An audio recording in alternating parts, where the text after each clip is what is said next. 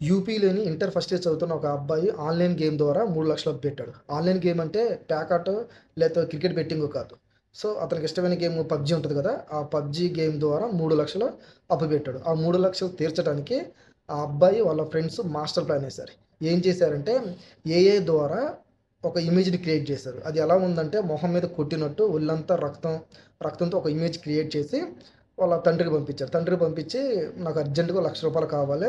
ఇవ్వకపోతే మీ కొడుకు ప్రాణాలతో ఉండడని ఆ ఫోటోస్ పెట్టి వాళ్ళ తండ్రిని బెదిరించారు. బెదిరించిన తర్వాత అతను ఏం చేశాడు, భయపడి కొడుకుకి ఏమన్నా అయితుందేమోనని భయమేసి అతను వెంటనే పోలీస్ స్టేషన్‌కెళ్ళి కంప్లెయింట్ ఇచ్చాడు. కంప్లెయింట్ ఇచ్చిన తర్వాత ఆ ఫోను అంటే ఎక్కడి నుంచొచ్చింది, ఆ ఫోటోస్ ఎలా సెండ్ చేశారు అని పోలీసులు లొకేషన్ ట్రేస్ చేసి పట్టుకున్నారనమాట.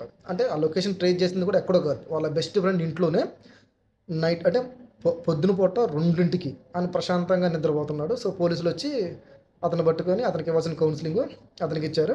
సో, తర్వాత పిల్లోడిని తీసుకెళ్ళి తల్లిదండ్రులకు అప్పజెప్పారు. ఇప్పుడు ఏంటంటే మ్యాటర్ మీ అబ్బాయి ఏం గేమ్స్ ఆడుతున్నాడు? ఎలా ఆడుతున్నారు?